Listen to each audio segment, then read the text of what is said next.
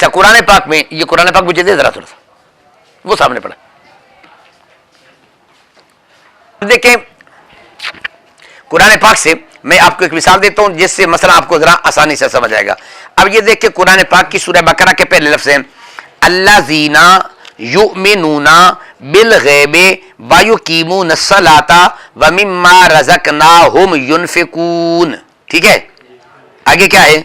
वल्लज़ीना युमिनूना बिमा उनज़िला इलैका व मा उनज़िला मिन क़ब्लिक व बिल आखिरति हुम यूक़िनून। ठीक है ना।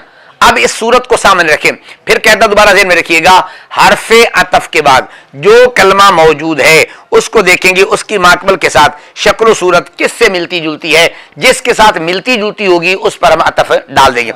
मसलन आगे लफ्ज़ अल्लाज़ीना युमिनूना बिल गैब, उसके बाद क्या है? वयुकीमून सलात, है ना।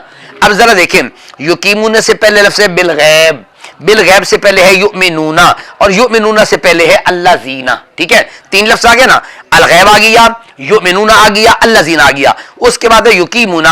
अब हम देखना चाहते हैं युकीमूना और अल गैब की आपस में शक्ल मिलती है, सूरत मिलती है? नहीं मिलती। क्यों? वो इसम है और ये क्या है? फेल है।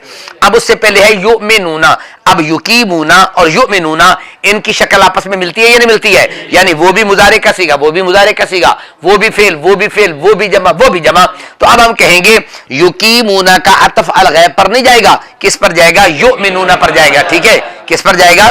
युमिनूना। बात समझ आ रही है? आगे क्या कहा? वयुकीमून सलाता व मिम्मा रज़क़नाहुम युनफिकून, व मिम्मा नाहुम युनफिक। अब ये जो मिम्मा रज़क़ना है ना, इसका तल्लुक है युनफिकून के साथ है। किसके साथ है? तो जार मजरूर पहले भी आ जाता है और जार मजरूर बाद में भी आता है, उसका तल्लुक उसी फेल के साथ होता है। तो एतबार किसका करते हैं? फेल का करते हैं। अब हमने देखा मिम्मा रज़क़ना की शक्ल पहले माकबल से किसी से नहीं मिलती है, इसका तल्लुक है युनफिकून के साथ। अब हमने देखा युनफिकून कौन सा सीगा है? उससे पहले क्या आ गया? युकीमून आ गया, और उससे पहले क्या आ गया? युमन। अब इसका मतलब होगा युनफिकूना का तरफ चला जाएगा युकीमूना पर, और युकीमूना का तरफ चला जाएगा युमिनूना पर, चूंकि इनकी आपस में सूरतें मिलती जुलती हैं। अब उसके बाद क्या है? वल्लज़ीना युमिनूना, फिर आ गया ना। अब देखिए वाव के बाद कौन सा लफ्ज़ है? अल्लाज़ीना। कौन सा लफ्ज़ है?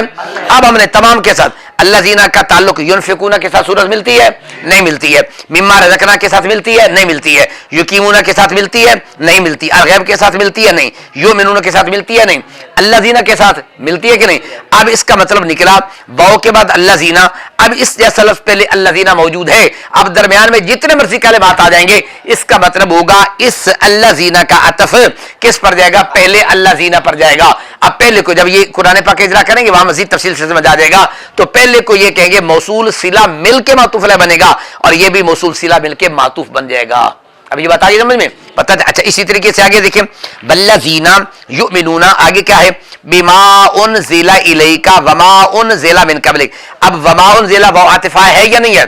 उसके बाद है मा उनज़िला। अब इससे पहले देखिए लफ्ज़ है बिमा उनज़िला। अब मा उनज़िला की शक्ल बिमा उनज़िला के साथ मिलती है या नहीं मिलती है? अब इसका मतलब होगा इस मा उनज़िला का तर्फ हम कहां डालेंगे? पहले बिमा पर नहीं डालेंगे, क्योंकि बा गड़बड़ कर रही है। बा क्या करती है? गड़बड़ करती है, यानी उसकी शक्ल सूरत बदल जाती है।